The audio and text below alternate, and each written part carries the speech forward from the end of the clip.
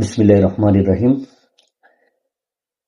একাদশ শ্রেণীতে ভর্তি সংক্রান্ত যত প্রশ্ন আছে সব প্রশ্নের উত্তর আমি এই ভিডিওতে দেওয়ার চেষ্টা করব।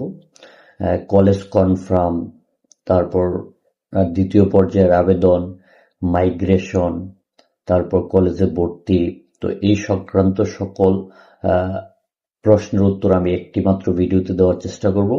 তো প্রথমেই বলে নেই কলেজ কনফার্ম করতে কি কি লাগবে। তো কলেজ কনফার্ম করার জন্য শুরুতেই তোমার রোল নাম্বার লাগবে, দেন একটা নাম্বার লাগবে যেটা তুমি আবেদন করার সময় দিয়েছিলে, দেন তোমার পাসওয়ার্ডটি লাগতে পারে, তারপর তোমার রেজিস্ট্রেশন নাম্বারটি লাগতে পারে। তো এই হচ্ছে কলেজ কনফার্ম বিষয়ে যা যা লাগতে পারে।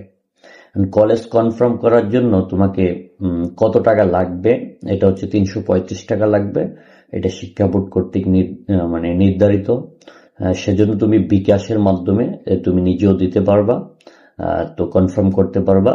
তো সবাই চেষ্টা করো বিকাশে অ্যাপস এর মাধ্যমে এটা কনফার্ম করে ফেলার জন্য। কলেজ কনফার্ম কত তারিখ পর্যন্ত করা যাবে? তো কলেজ কনফার্ম করতে পারবা তোমরা 22 তারিখ অর্থাৎ শুক্রবার রাত 8টা পর্যন্ত তোমরা কলেজ আবেদনটি কনফার্ম করতে পারবা। তো এখন আসো, কেউ যদি কলেজ আবেদনটি কনফার্ম নিশ্চয়ন না করো, সেক্ষেত্রে করণীয় কি? তো কলেজ আবেদনটি যদি তুমি 22 তারিখে রাত 8টার ভিতর কনফার্ম না করো, সেক্ষেত্রে তোমার আবেদনটি অর্থাৎ বাতিল বলে গণ্য হবে। সেক্ষেত্রে তোমাকে দ্বিতীয় পর্যায়ে আবেদন করতে হবে 220 টাকা ফি দিয়ে। ওকে, তো দ্বিতীয় পর্যায়ে আবেদন কবে থেকে শুরু হবে?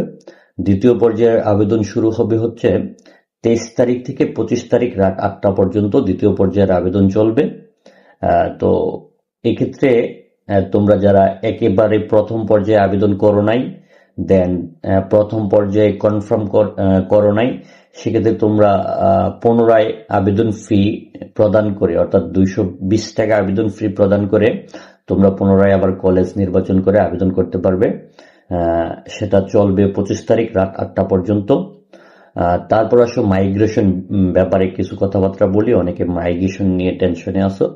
তো মাইগ্রেশনের ব্যাপারটা হচ্ছে, ধরো তোমার তুমি কলেজ চয়েস দিছো 5টা, তো তোমার 3 নাম্বার কলেজটা আসছে, হ্যাঁ, ওটা তোমার ফার্স্ট কলেজ চয়েস আসে নাই।